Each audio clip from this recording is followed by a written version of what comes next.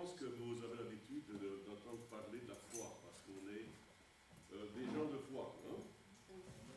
Alors, des gens de foi, des gens d'action, et puis je ne sais pas que je veux faire une répétition, parce que je suis convaincu que vous avez ici tout l'enseignement que vous avez besoin à ce niveau-là, hein? Et puis il passe tellement de conférenciers aussi un peu à distance, et de voir que vous, merci, et de voir que vous êtes bien impliqués ici dans, oui, l'évangélisation, puis vous allez faire une marche pour Jésus, je pense, bien ça a été fait. Ça va être fait. Ça va être fait, et puis. Mais cet après-midi, je méditais un peu sur ce que je pouvais vous partager ici en petit groupe. Et évidemment, c'est un peu différent quand on s'adresse à une foule, hein, et puis un groupe. Et puis souvent, ça tourne en études bibliques, hein, un petit groupe comme ça. Donc, je vais essayer quand même de vous partager quelque chose que cet après-midi, j'ai eu sur mon cœur. Et ce n'est pas le message que j'ai prêché 36 fois. Je pense que c'est la deuxième fois que je le prêche. Et le texte, évidemment, vous le connaissez, parce que c'est une histoire bien connue de chaque chrétien, et que l'on trouve dans le chapitre 6 de Marc, l'évangile de Marc, et à partir du verset 45. Et là, vous avez évidemment l'histoire des disciples qui traversent de l'autre bord, et vous lisez ça. On va le lire ensemble quand même. Alors, aussitôt après, il obligea ses disciples à monter dans la barque qui a passé avant lui de l'autre côté, vers Bethsaïda, pendant que lui-même renverrait la foule. Et quand il eut renvoyé, il s'en alla sur la montagne pour prier. Et le soir étant venu, la barque était au milieu de la mer, et Jésus était seul à terre. Il vit qu'il avait beaucoup de peine à ramer, car le vent leur était contraire. Et à la 4e veille de la nuit environ, il alla vers eux marchant sur la mer, et il voulait les dépasser. Et quand il le vit marcher sur la mer, il crut que c'était un fantôme, et ils poussèrent des cris. Car ils le voyaient tous, et ils étaient troublés. Aussitôt, Jésus leur parla et leur dit, rassurez-vous, c'est moi, n'ayez pas peur. Puis il monta vers eux dans sa barque et le vent cessa. Ils furent en eux-mêmes tous stupéfaits et remplis d'étonnement, car ils n'avaient pas compris le miracle des pains, parce que leur cœur était endurci. Amen. Un gros mot, un grand mot. Endurci, l'endurcissement. N'endurcissez pas, hein, vos cœurs. C'est tellement facile de pouvoir endurcir nos cœurs, alors que pourtant on a tout là pour que, comme on a dit tout à l'heure, qu'il y ait une explosion intérieure de joie et de bonheur, parce que nous connaissons non seulement des choses de Dieu, mais aussi parce que nous les expérimentons. Il y a une nuance entre connaître les choses de Dieu et puis les expérimenter. Et je pense que si on ne fait que connaître les choses de Dieu, eh bien, on s'ennuie vite. Parce que ça devient répétition, ça devient répétitif. On entend toujours les mêmes histoires, les mêmes choses. Moi, j'ai grandi dans l'église, et puis je connaissais toutes les histoires, mais ça ne me servait à rien, parce que jusque-là, je n'avais jamais donné ma vie à Dieu. Il a fallu que je prenne une décision. Et puis, ce que je connaissais maintenant est beaucoup plus compréhensif, parce que l'intelligence va être renouvelée, et par le Saint-Esprit, j'allais commencer à découvrir ce que je connaissais avec ma tête. Et je pense que la religion, c'est un peu cela. La religion, c'est de connaître la Bible avec la tête, avec l'intelligence. Et bon nombre d'enseignants enseignent la Bible par l'intelligence. C'est-à-dire, non pas une intelligence renouvelée, le Saint-Esprit n'a pas régénéré cette intelligence. Et évidemment, on ne peut pas comprendre pleinement la profondeur de tout cela. Ici, ils n'ont pas compris grand-chose, parce qu'on peut voir, ils ont vu un miracle, mais leur cœur était endurci. Alors, c'est dommage lorsqu'on garde un cœur endurci, parce que, évidemment, ça devient routinier, et puis je dirais préjugés parfois. Mais lorsque vraiment on expérimente la parole de Dieu, alors c'est très différent. Comme le parle le savent, nous sommes au Québec, oui, depuis 40 ans maintenant, donc on est plus québécois que belges. On a la nationalité canadienne et on a, comme on dit, roulé notre bosse un peu partout dans le monde, sur les différents continents. On a implanté, oui, les églises et vraiment Dieu nous a bénis. Et il nous a bénis parce que nous avons commencé à voir Dieu en action dans notre vie. Quand Dieu nous envoyait là-bas, ben, il nous avait fait des promesses et nous avait dit que nous verrions vraiment les choses que nous n'aurions pu imaginer. Et pourtant, eh bien, peut-être qu'on avait déjà connu certaines belles choses de la part du Seigneur. Je ne sais pas si vous connaissez un peu notre histoire, mais notre histoire, je dirais, juste avant le départ au Québec, a bien commencé dans les publics, mais aussi par deux miracles extraordinaires. Une de nos filles avait une déviation de la colonne vertébrale, et cette colonne était en S, c'était clair sur la radiographie. Et c'était la mamie qui avait les enfants à la maison le temps qu'on était au collège public. Et là, bien sûr, on a commencé à prier le Seigneur pour qu'il y ait une guérison. Il fallait normalement opérer, il fallait mettre une plaque pour rehausser le côté, tout ça, la hanche, et puis il y avait une talonnette sous la chaussure. Alors, pour des parents, évidemment, c'est triste, hein, on se dit, Seigneur, non, on ne peut pas. Et alors, on a prié le Seigneur, et puis avec les étudiants, on priait ensemble. Et puis tout à coup, Dieu nous a dit, ne priez plus, j'ai exaucé votre prière. Et je pense que c'est important de bien entendre la voix de Dieu, de bien entendre la voix de l'Esprit, que ce n'est pas une voix humaine, mais que c'est vraiment la voix de l'Esprit qui nous parle. Et alors, bon, tout à coup, la mamie nous appelle, elle nous dit, je ne sais pas ce qui se passe avec l'enfant, elle ne veut plus porter ses chaussures, et puis elle pleure, et puis, oh, on a compris. Enlève-lui les chaussures, achète-lui des belles chaussures, et puis c'est terminé, elle est guérie. Et effectivement, nous avons fait des radiographies toutes neuves, et là, eh bien, il y avait donc cette radiographie qui démontrait une colonne en S, et l'autre, la colonne était droite comme un I. Et cela est venu fortifier notre foi, bien sûr, mais c'était non seulement des choses que nous avions lues, hein, mais des choses que nous expérimentions et que nous allions emporter avec nous. C'est comme si c'était le petit clin d'œil de Dieu, mais ça ne s'arrête pas là, parce que l'autre fille, maintenant, la plus jeune, elle vient dans la même période, plus ou moins, a eu des problèmes à une oreille, elle criait tellement, c'était quelque chose. Et évidemment, les parents, qu'est-ce qu'ils font? Qu'est-ce qu'on fait? Est-ce qu'on va à l'hôpital? C'est la réaction. Ou bien est-ce qu'on prie? Et non, je pense que vous devez toujours commencer par prier, non? Après, c'est l'hôpital, éventuellement. Mais avant tout, c'est la prière. Et là, on a imposé les mains à l'enfant, elle criait. Et tout à coup, elle s'est calmée. Et puis, elle s'est endormie. Et il fallait bien savoir ce qui s'était passé là. Hein? Et dans cette visite médicale qu'elle a passée, elle a été auscultée, puis tout ça, puis il a regardé des oreilles, et puis il regarde ses oreilles, et il dit, mais cet enfant a eu une opération? Alors il dit non. Il dit, oui, il voit très bien les points de suture, le tympan avait été crevé, et puis le chirurgien qui a fait l'opération, hein, dit, super. Alors il dit que c'était vraiment réussi, et puis on savait que c'était le docteur chirurgien Jésus, hein? Amen. Et il avait fait le miracle, et on a emporté ça dans nos valises, on est parti avec ces miracles, et bien d'autres d'ailleurs, c'est trop long évidemment de vous raconter toute notre histoire de départ, et comment Dieu a pourvu pour les billets d'avion, pour les mâles. À l'époque, eh bien, vous transportiez tout par mal, par bateau, hein, et puis c'était long, c'était un mois et demi d'attente. Et nous sommes arrivés là-bas avec de petites valises, évidemment. Et puis, bon, voilà. Mais nous savions que Dieu nous avait envoyés là-bas. Nous n'avions jamais mis les pieds dans ce pays, ni dans cette province du Canada. Mais c'est tellement clair. Vous savez, nous n'étions pas des aventuriers.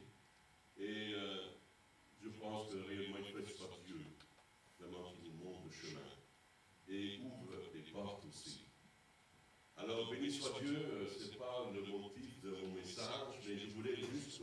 commencer de vous dire, c'est une chose de connaître la parole de Dieu, des textes, de voir des miracles qui sont là. Mais lorsque vous les vivez personnellement, et toutes ces 40 années ont été parsemées de miracles multiples, et de révélations et de visions, et nous avons été conduits comme ça durant ces 40 années. Et 2013, nous avons laissé l'Assemblée, et je reprends la route maintenant. Nous fêtons le 50e anniversaire de mariage le 7 août. Alors, il y a des gens qui disent, mais vous êtes fous là, allez vous reposer, allez dans le sud là-bas, sous les cocotiers, et puis prenez un peu de soleil. Mais c'est plus fort que nous. Amen. Lorsque tu connais Dieu, et lorsque tu as la flamme de Dieu, le feu de Dieu, alors tu ne peux pas rester assis. Et puis je dis souvent à mon épouse, je lui dis, tu sais, si nous restons assis dans le fauteuil, c'est là où nous allons devenir le plus fatigués, hein, parce que là, c'est là où les os oui, tout, hein, les muscles et tout, là, ben, ça commence à... Bon, vous savez ce que je veux dire.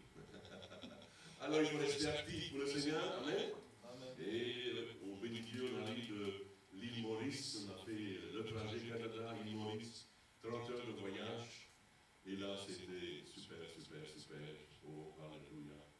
C'était vraiment la bénédiction de Dieu. Dieu a fait des choses magnifiques, une option extraordinaire. Et Dieu est en train de visiter les îles en plein océan Indien. Alors évidemment, il y a l'Inde qui est juste à côté, hein, c'est l'océan Indien. Alors les portes sont ouvertes pour l'Inde. Et puis ils sont ouvertes pour Madagascar, et puis Réunion, et puis toutes ces îles-là. On dit, mais ils sont fous, les Blancs. Ben c'est vrai, on est fous. On est fous de Dieu. Amen. Alléluia. Pour entreprendre vraiment ces choses pour lui, c'est ça. Maintenant, le thème de mon message ce soir, c'est un mot. Un mot qui va revenir régulièrement dans l'étude, c'est le mot désespoir. Ici, dans l'histoire qu'on vient de lire, il y avait une sorte de désespoir. C'était la tempête, comme dans d'autres occasions qu'on peut lire, où ils se sont retrouvés dans une tempête. Et à une autre occasion, Jésus était à bord, mais ici, il n'est pas à bord. Alors ils sont désespérés, je suis convaincu qu'ils ont lutté, ils ont fait tout ce qu'ils pouvaient faire pour échapper à la mort. Mais il fallait l'intervention sans doute de Dieu, de Jésus, pour que vraiment les choses soient différentes.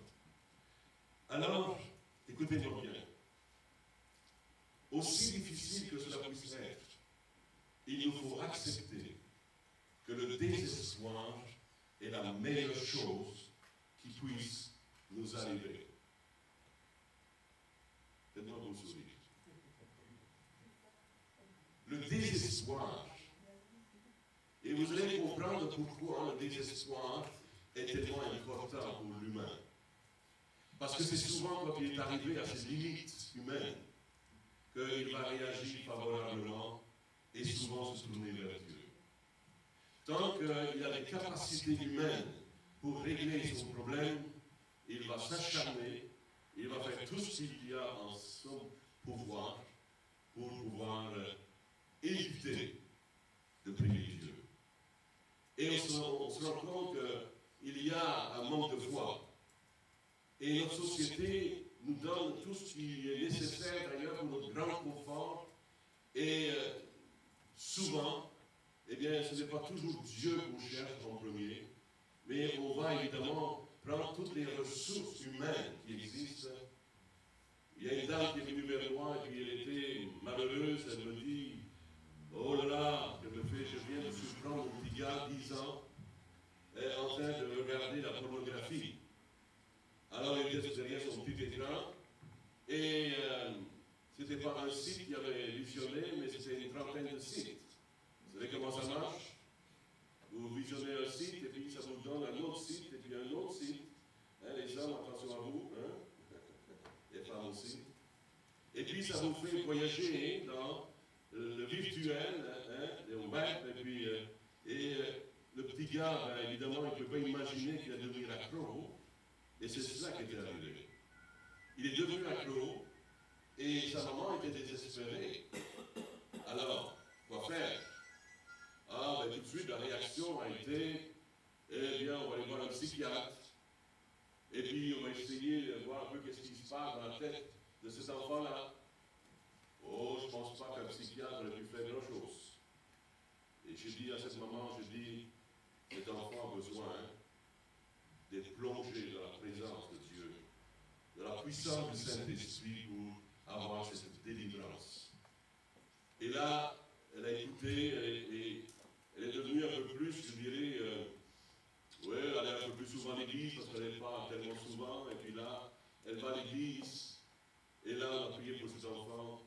Et là, ben, Dieu a fait son travail. Amen. Et évidemment, la maman, bien, des fois, elle voulait bon, juste échapper un dimanche, pas y aller, elle avait autre chose à faire. Mais le petit gars, il dit non, non, maman, c'est dimanche, on va à l'église. Amen. Parce qu'il avait été touché, il avait expérimenté la grâce de Dieu. Amen. Et cette maman est été dans le désespoir. Et qui a pu vraiment allier à ce problème, à ce besoin? Ça a été le Seigneur Jésus. Amen. Oh, vous n'êtes pas. J'aime ça entendre des amens. Ça me dit c'est vrai ce que tu dis. Tu ne dis pas amen, alors vous doutez, vous êtes sceptique. Oh, amen. Alléluia.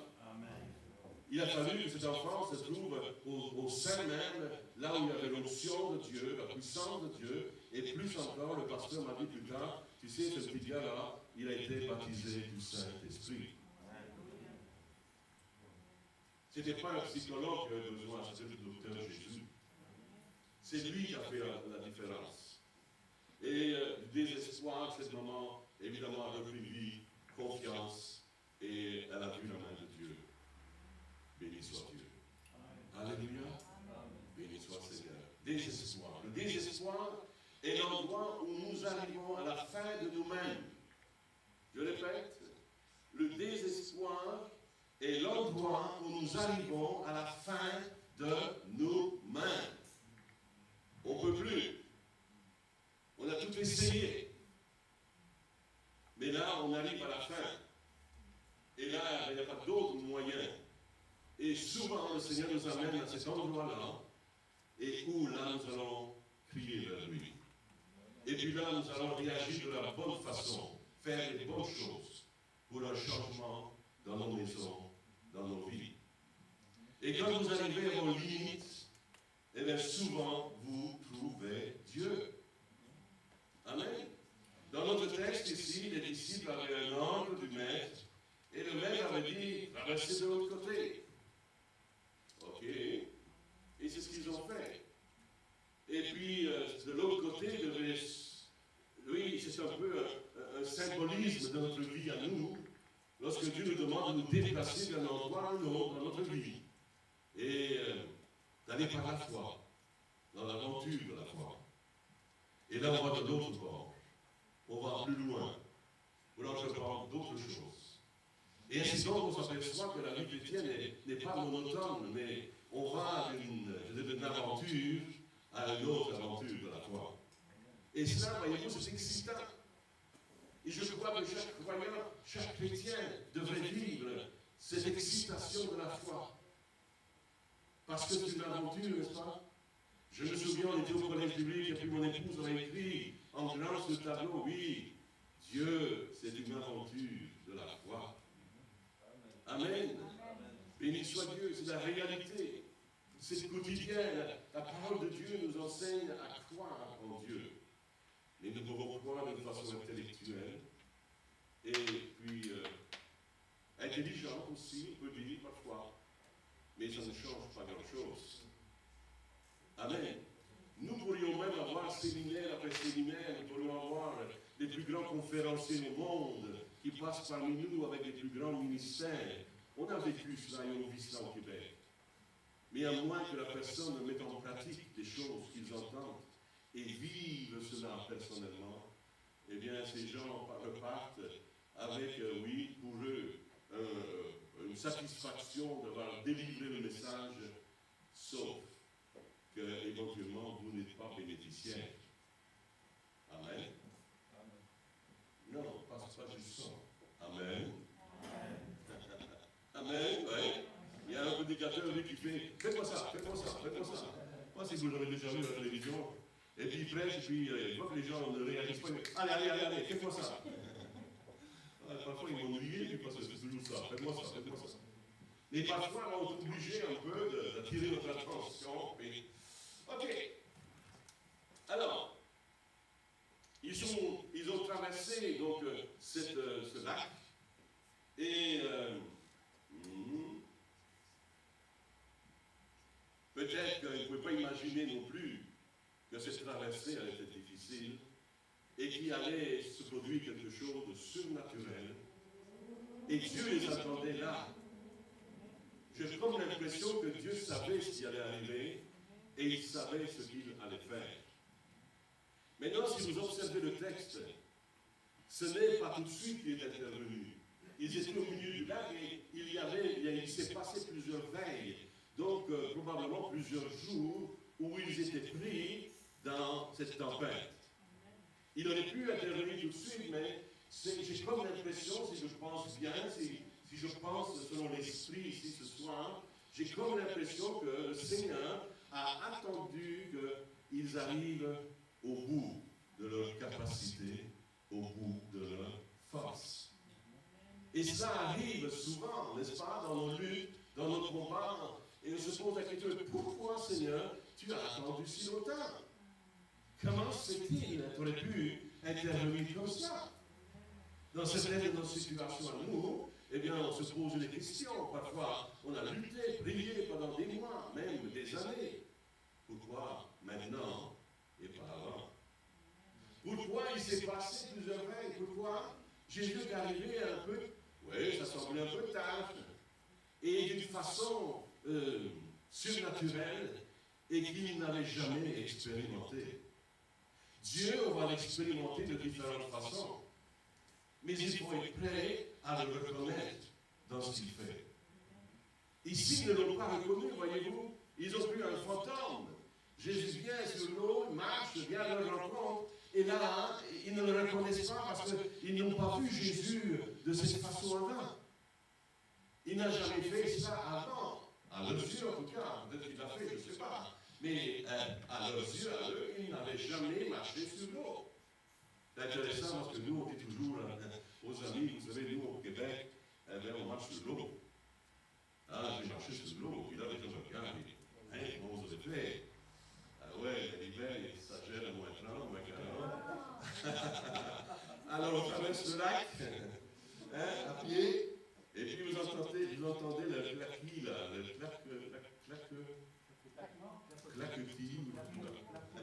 clapotis, voilà. On va ouvrir le dictionnaire, on va être sûr de nos mots. Clapotis, voilà. Et puis, on entend ces tours-là en dessous. Et puis, on marche sur l'eau, mais je vous dis qu'on marche, mais plus d'amant, puis on dit, oh là là. Mais pas de danger, parce que la glace, c'est comme ça, il y a même des camions qui traversent, et puis, waouh. Mais ici, l'eau n'est pas gelée, hein, d'accord? C'est du liquide. C'est du liquide et Jésus marche sur l'eau. Et il n'avait jamais vu cela. Jamais. Et il pense que c'est un fantôme. Alors voyez-vous, il faut s'attendre à ce que Dieu se manifeste à nous de différentes façons. La religion, c'est la religion, la tradition, c'est la tradition, et c'est répétition. Hein? Tradition veut dire répétition. Et on fait les mêmes choses, et puis on s'ennuie. Et on s'endort. Parfois, il faut aller secouer quelqu'un. Et tu dors.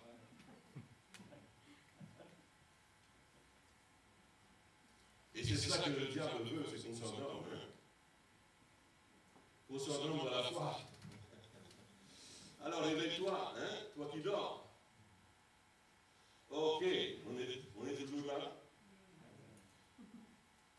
Si vous voulez faire un pas supplémentaire dans la foi et aller plus loin, et si vous écoutez la voix de Dieu qui vous dit, passe de l'autre bord, là tu as une mission à accomplir. Il y a un appel qui t'est lancé. Il y a un ministère peut-être qui s'ouvre à toi.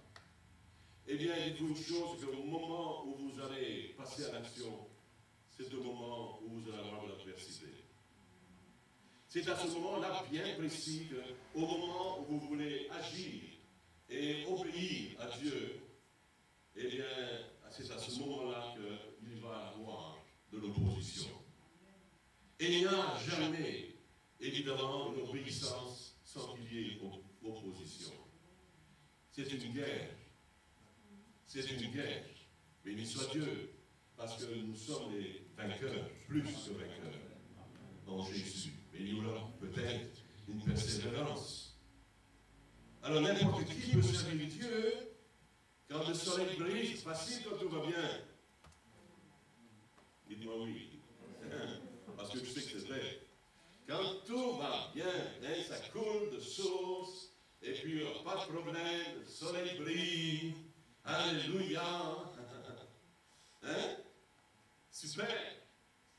Quand tout à coup le médecin vous annonce, comme il l'a fait à mon épouse, Madame, vous avez la gangrène, il faut vous couper la jambe. La jambe avait gelé à cause du froid, elle n'était pas vécue suffisamment, et la jambe s'est gelée. Et puis le médecin a vu ça, il dit, oh Madame, et tout de suite il était prêt pour l'amener à l'hôpital, il dit, il faut vous couper la jambe. Alors ma femme a dit, non, non, jamais. On est venu au Québec pas pour nous couper les jambes. On est venu pour prêcher l'évangile. Et puis on a besoin de ces jambes. Alors, le médecin a dit, et je vous dis le mot qu'il a dit, parce que c'est un mot vulgaire un peu, mais il a dit, Madame, si on ne vous coupe pas la jambe, eh bien vous allez crever. C'était radical. Et puis ma femme a dit, non, non, non, je rentre à la maison et je vivrai. Et je prêcherai l'évangile. Amen. Évidemment, ça a pris du temps. Et je prenais mon épouse dans les bras. L'église était en dessous, nous étions à l'étage. Et je la descendais à chaque réunion, comme cela, la soignais, la reprenais. On l'a montée, ça a duré comme ça plusieurs semaines. Mais on a persévéré. Amen. On a continué. On a espéré. Et on a dit, Dieu, tu as la capacité de guérir ces gens. Et puis à un certain moment, dites avec moi, à un certain moment, dans le moment bien précis de Dieu, après plusieurs veilles, le Seigneur est venu, amen, il a touché ces gens, et ces gens ont été guéris. Est-ce qu'on peut applaudir le Seigneur? Et ça, c'est un témoignage parmi tant d'autres qu'on a vu la puissance de Dieu qui a fortifié notre foi et nous a permis de croire qu'à Dieu, tout était possible. Amen. Et non seulement on l'avait lu, mais maintenant on l'expérimentait pour nous-mêmes. Et on allait l'expérimenter maintenant pour les autres. Béni soit Dieu. Alors, béni soit Dieu, la tempête, c'est une chose. De trouver le secours dans la tempête, c'est une autre chose. De savoir reconnaître le Seigneur dans son action, dans son œuvre. Et pourquoi telles choses peuvent arriver parfois. On a du mal d'imaginer pourquoi et quelles sont les raisons. Certaines choses se produisent dans nos maisons, dans nos vies, dans nos familles, même parfois, je dirais, dans l'Église. Je pourrais témoigner des choses que, bon, je l'ai dit tout à l'heure, mais ce serait long. Et de savoir comment Dieu nous a sauvés des tempêtes. Comment il nous a fait sortir de tempêtes incroyables. Alors la tempête secoue et fait lâcher les choses qui ne sont pas liées à l'Esprit du Christ. La tempête fait ressortir votre meilleur ou bien votre pire. La tempête fait ressortir le meilleur, une fois en action et la puissance de Dieu qui agit, ou bien le pire parce que vous devenez tellement désespéré, angoissé, mais puis incrédule. Et puis là, au lieu de vous fâcher contre le diable, vous vous fâchez contre Dieu. Dieu, pourquoi cela? Pourquoi ceci, cela? Mais tout arrive dans la vie, n'est-ce pas? Sauf que nous avons le Seigneur avec nous. Il faut compter sur sa grâce. Il faut compter sur ses promesses pour les voir s'accomplir. Et ainsi donc peut ressortir une situation le pire d'un enfant de Dieu. On ne parle pas des païens là, et on parle des chrétiens. On parle des gens qui connaissent Dieu, qui connaissent la vie de l'esprit. Et puis on se surprend dans certaines situations, nos réactions, notre vocabulaire, et comment on fait les choses. Et puis là, on se surprend nous-mêmes, et puis parfois on se dit, oh Seigneur, pardonne-moi. Et parfois il y a des paroles qui peuvent être lancées aussi. Et le diable, lui, entend cela. Et ce que nous confessons notre bouche, c'est ce qui nous arrive.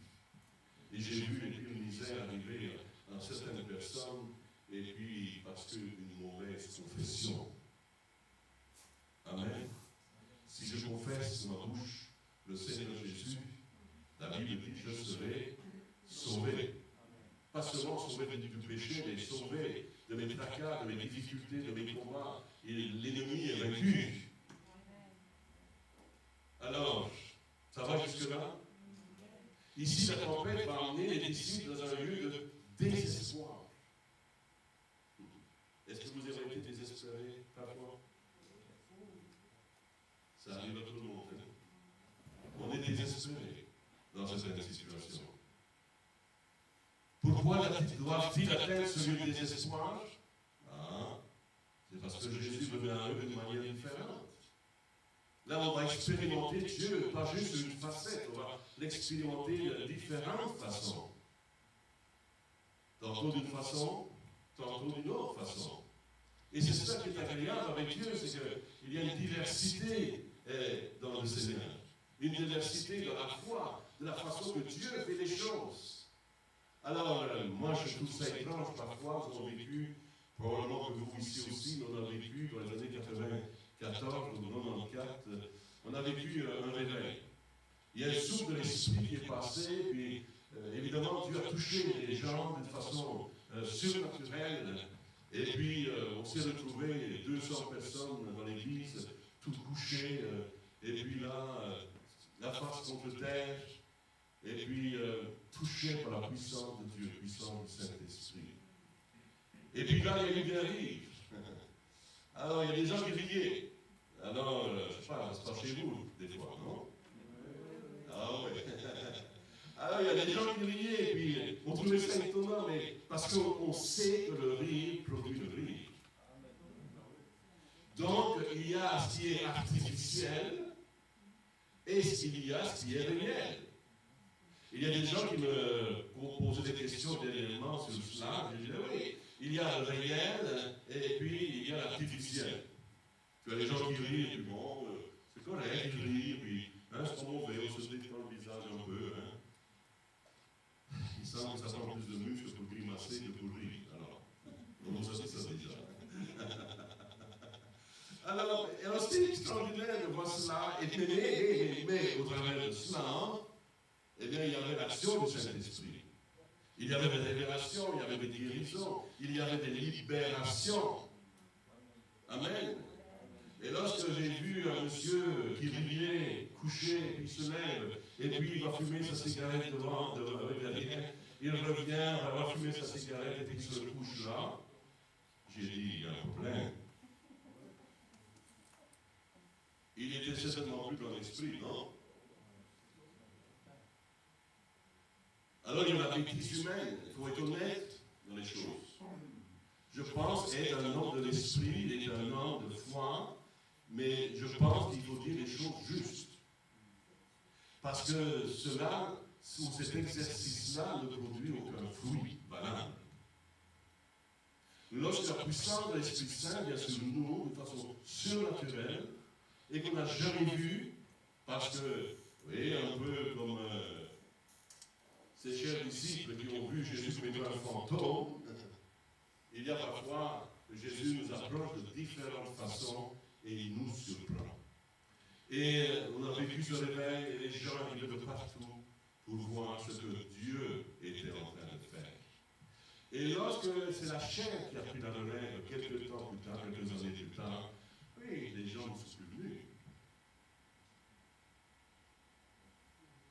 Amen. Ils sont venus voir l'Église qui brûlait par le Saint-Esprit. Ils voyaient la flamme du Saint-Esprit, Mais une flamme, eh bien, il faut le nourrir, il faut mettre des bûches, hein, il faut mettre du bois, hein, et il faut nourrir ce feu-là. Et souvent, on reste sur une expérience et nous pensons que là, il y a encore du combustible, hein, mais il n'y en a plus. Alors là, on fait les choses avec la chair. Mes amis, ne tombez jamais dans cela. Amen. Oh là là. Oh là là. Mais soyez sûrs que c'est le Saint-Esprit. Soyez sûrs que c'est le Saint-Esprit qui est à l'œuvre parce qu'il vous touche, il vous transforme, il y a du fruit à cela. Donc moi je ne suis pas contre toutes ces choses, je l'ai vécu jusqu'au moment où j'ai pu aussi avoir le discernement et de dire ça c'est de Dieu, ça c'est la chair, puis ça c'est le diable.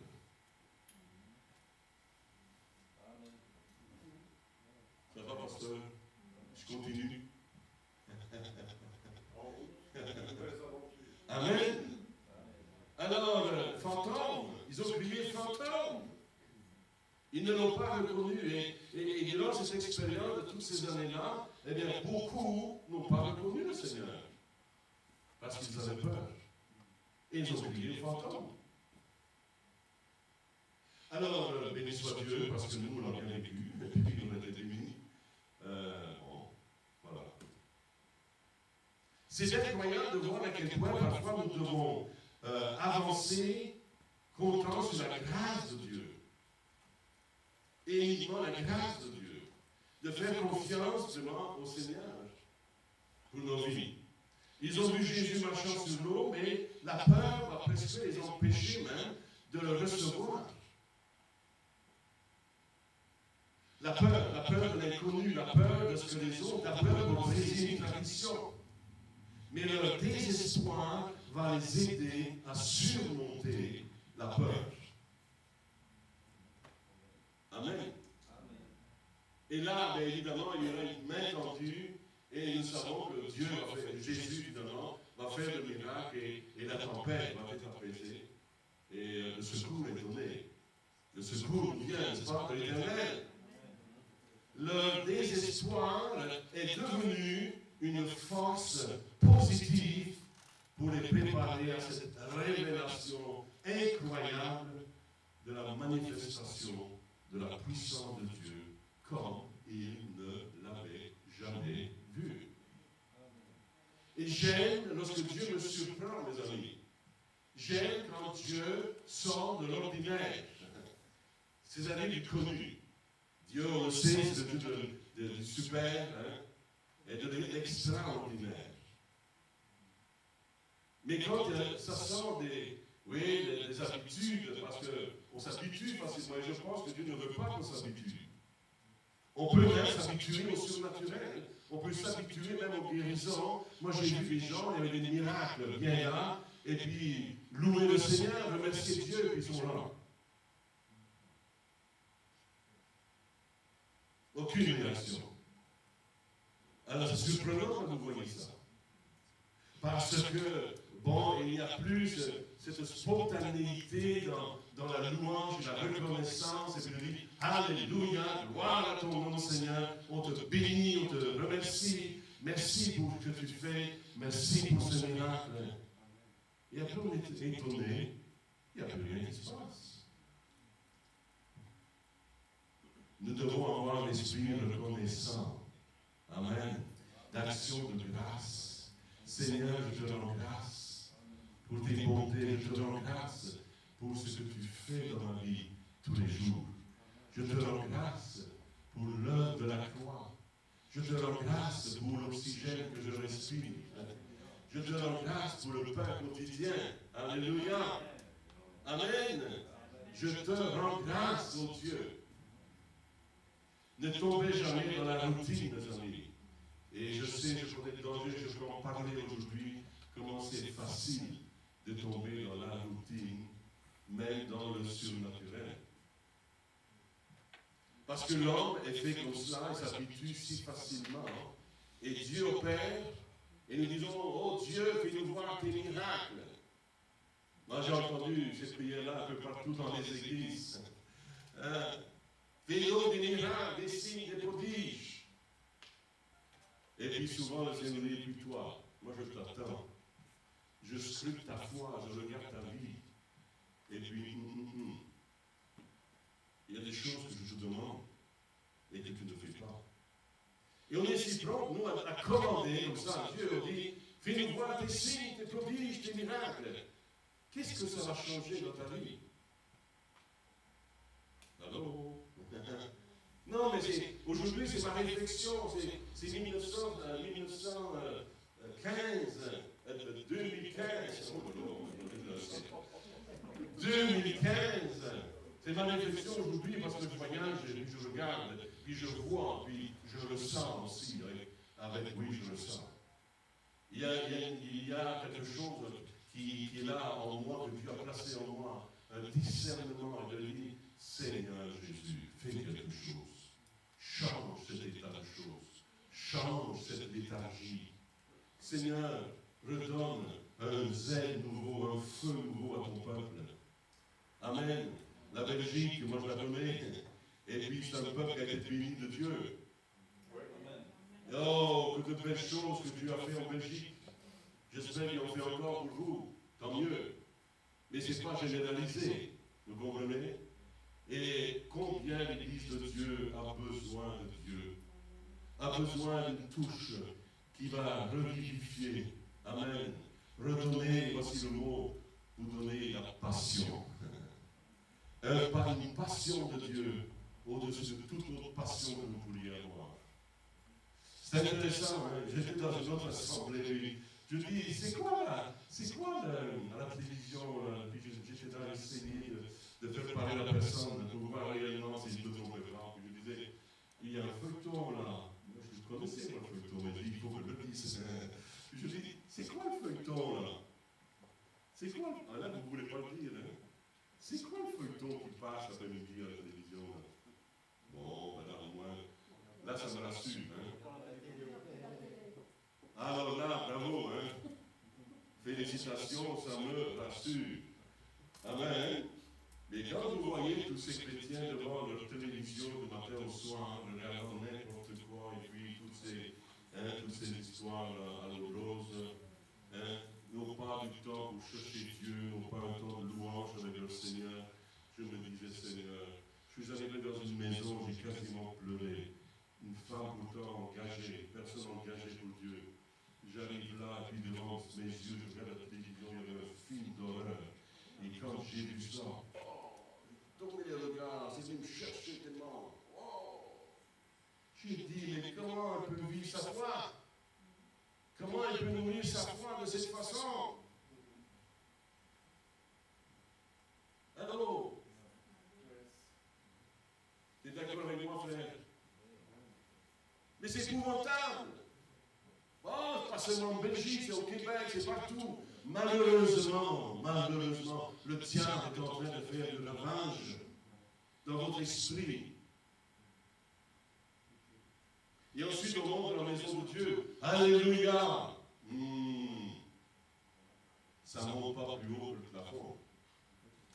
Et puis, votre foi, elle est médiocre. Mais ce n'est pas vous, ça. Ah, alléluia! Ça, c'est pas vous, ça. Mais tant mieux. Mais si c'est vous, au Québec, vous direz, watchez-vous. C'est-à-dire, faites attention. Watchez-vous. Oh, beaucoup aujourd'hui ressentent un désespoir croissant dans leur esprit. Et puis vous ne savez pas vers qui vous tournez. Rien ne semble fonctionner. Vous êtes épuisé. C'est de vous, cela. Et vous êtes sur le bord du désespoir. Et moi je dis, alléluia. Amen. Parce que c'est ça qui nous brasse, hein, qui nous secoue, qui nous agite et qui nous met à genoux. Amen. Amen. Le désespoir. Et puis il n'y a personne qui veut se sentir faible, n'est-ce pas? Pourtant, c'est dans la faiblesse que Dieu se manifeste. Et c'est là qu'il peut travailler nos vies, c'est là qu'il peut venir nous fortifier, bien sûr, et c'est là qu'il peut aussi nous parler et nous convaincre que réellement sans lui, vous ne pouvez rien faire.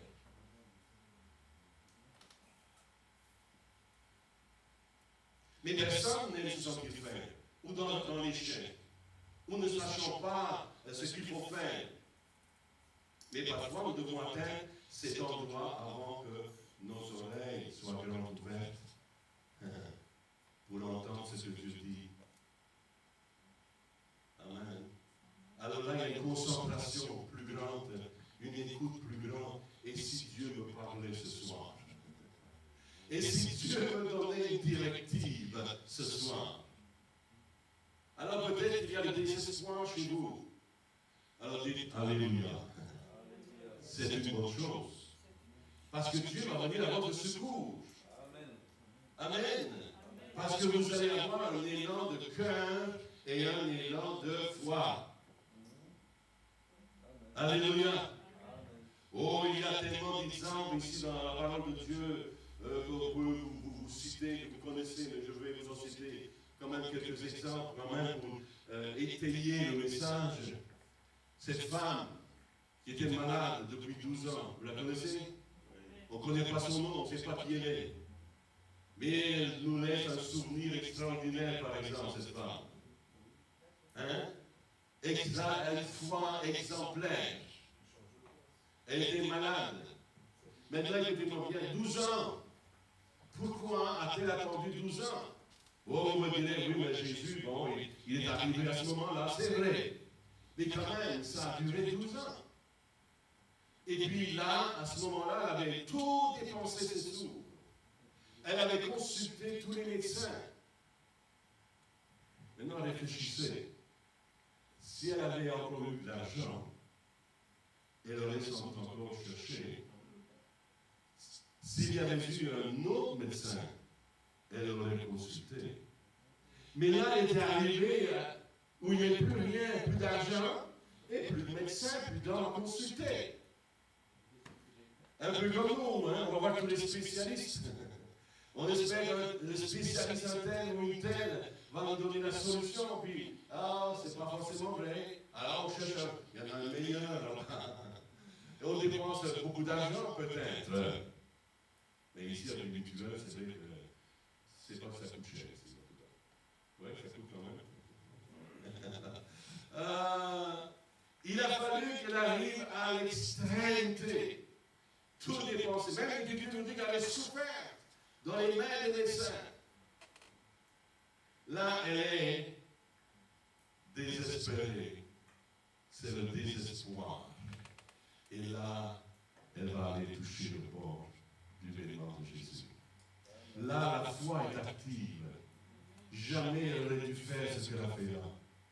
Cette femme ne pouvait pas se retrouver parmi les humains. C'était à cause de sa maladie. Et encore plus d'approcher un homme. Mais elle a bravé. Sa foi a été au-delà, voyez-vous, des ordonnances des hommes. Et elle est allée toucher le bord de son vêtement. Amen. Voyez-vous, à l'extrême, il a fallu qu'elle arrive là à l'extrémité pour voir le miracle de Dieu. Amen. Ça va? Est-ce que vous comprenez un peu mieux ce que je voulais vous enseigner sur le désespoir? Parfois. Ça nous est arrivé nous aussi, à plusieurs reprises. Ça arrive à l'extrémité. Ma femme est tombée de la construction, on avait construit un édifice, 300 places, et puis avec toutes les commodités. Et cette église-là, elle est devenue l'église centrale et autour des annexes. Et puis Dieu dit à un monsieur qui travaillait sur la construction, monsieur, ou plutôt, non, il s'adresse à un chrétien, enfant de Dieu, et Dieu s'adresse à lui, lui dit, il faut que tu ailles mettre une garde pour que personne ne tombe dans l'escalier. Et il a dit à sa femme, bon, ben, tu m'as parlé cette nuit, il faut absolument que demain j'aille mettre une garde. Et le lendemain, évidemment, il y a eu d'autres choses à faire, puis il l'a pas fait. Puis la nuit suivante, Dieu encore lui a parlé, il lui a dit, il faut que tu en mettes une garde. Parce que le diable va vouloir tuer quelqu'un. Et là, la troisième fois, troisième jour, mon épouse arrive à l'église, elle ouvre la porte du sous-sol, et là, elle est partie de la tête devant. Bang! 4 mètres plus bas sur le béton. Et là, évidemment, les os brisés, la cervicale ici qui était déplacée, elle ne pouvait plus voir, et puis j'en passe, et l'hémorragie interne. Et quand on l'a amenée à l'hôpital, le médecin dit, madame, vous voulez mourir ici ou bien à la maison? Et encore une fois, oh, alléluia, dites avec moi, alléluia. Une fois encore, on a dit, non, je ne mourrai pas. Je vais aller à la maison et je vivrai. Et elle a dit au médecin, monsieur le médecin, quand je sortirai de la maison, c'est vous que je vais aller voir en premier.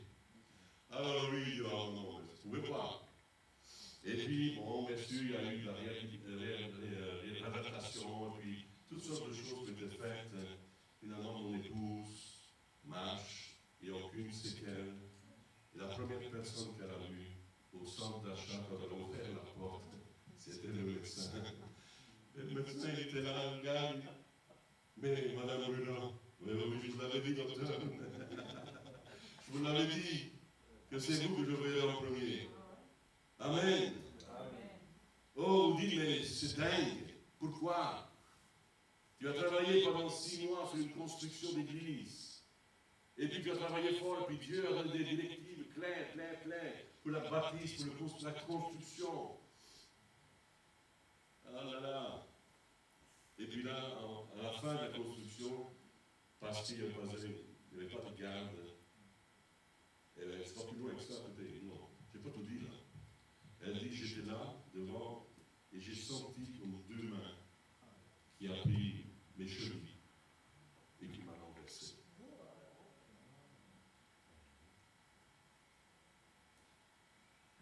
Je ne dis pas ça à tout le monde, parce que les gens peut-être seraient incrédules.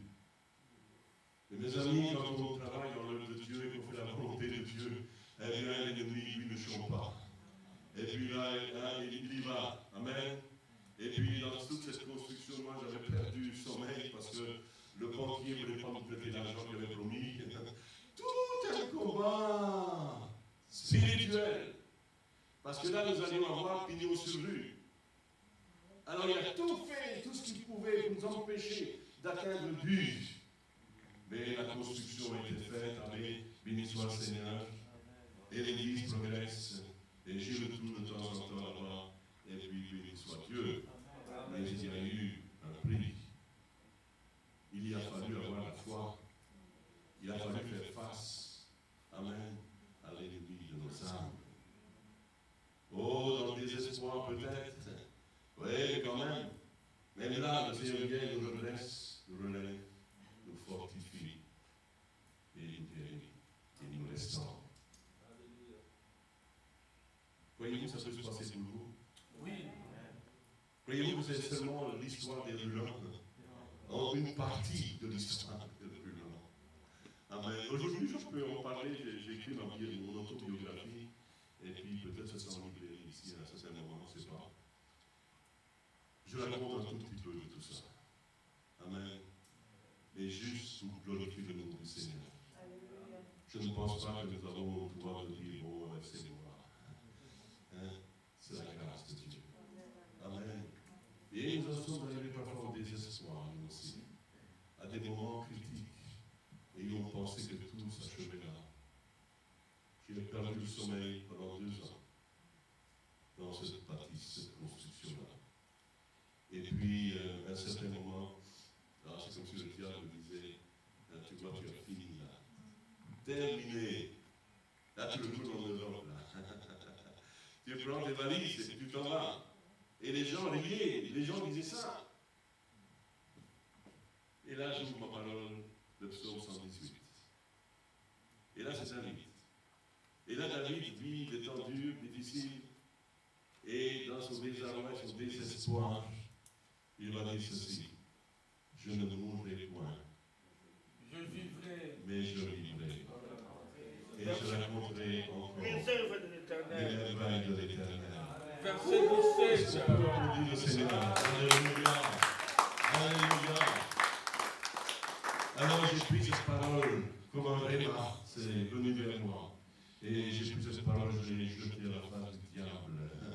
J'ai dit, diable, je ne mourrai point. Amen. Et je vivrai. Et je raconterai encore les merveilles de l'Éternel. Et c'est là où Dieu nous a envoyés plus loin. Amen. Il nous a fait passer de l'autre bord. Et nous étions dans un congrès avec Billy Graham à Amsterdam. Et là, Dieu nous a donné une vision de l'évangélisation mondiale. Oh. Et là, nous avons fondé le ministère Ciel ouvert d'évangélisation. Et là, nous avons commencé à parcourir les nations francophones. Le diable voulait nous voir morts, et ça a été un tremplin pour plus. Amen. Amen. Alors, il veut vous voir mort, mais il y a un tremplin qui est là. Amen. Et le tremplin, ça vous lance plus loin, parce que c'est venu booster, comme on dit, hein, c'est fortifier notre foi. Et là, on a commencé à parcourir les nations. Et on a vu les merveilles de Dieu. On est allé au Congo, je ne sais pas si c'est le Congolais ici. Oui. Waouh, Congo. Du monde. Congo, Kinshasa. Le pays le plus riche du monde. Mais c'était encore du temps de Mobutu. Alors, Oui. Le pays le plus envié du monde. et c'est là qu'on a vu, mes amis, les plus grands des miracles extraordinaires. Amen. Amen. Dieu est Où comme les voitures ont marché. Et puis une dame avec 80 ans était aveugle. Elle ne marchait plus, elle était dans sa chaise. Et là, depuis l'instant où Jésus soit guéri. Amen. Et là, j'ai prié pour toute cette foule qui était là. Et là, tout à coup, cette femme se lève, parmi d'autres, mais moins celle-là. C'était très visible, elle monte sur l'estrade. Et là, on me dit, tu sais, cette femme, elle était paralytique, elle était aveugle. Maintenant, elle marche, et maintenant, elle voit. Amen. Gloire à Dieu.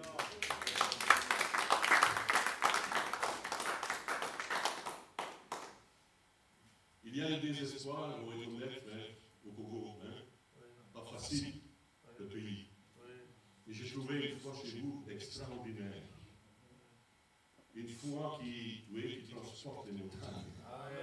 Alléluia. Et cela est venu me chercher, me saisir. Waouh, Seigneur, à toi vraiment, tout est possible. Amen. Il y a le désespoir, là-bas, je le sais, je connais le pays, je sais tout ce qui est vécu. Mais il y a aussi une prière intense, une prière d'intercession qui s'élève vers Dieu, et puis les miracles de Dieu se manifestent de façon extraordinaire. Amen. Amen, frère.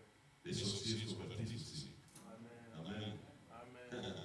Et puis, Dieu est bon. C'est bon. On peut être dans le désespoir, mais avec Dieu, rien n'est jamais fini. Là, je termine là, vous voulez laisser aller coucher. Vous voulez aller faire le dos, là. Mais je vais prier avec vous.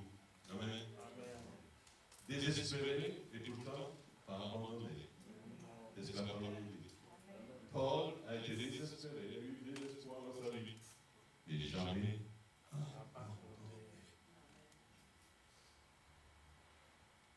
Croyez-vous ce soir? Oui. Croyez-vous à l'impossible de Dieu? Où c'est qu'il est arrivé dans ta vie? Il y a une limite quelque part peut-être. Tu dis, je ne peux pas aller plus loin que ça. C'est conjugal, c'est familial, c'est des affaires. Je ne sais pas. C'est peut-être même dans ta foi que tu dis quelque chose, tu dis, Seigneur, il y a une dame qui m'a dit, tu sais, pasteur, tu as prêché. J'avais décidé que si Dieu ne me parlait pas ce soir, je n'ai plus à l'église.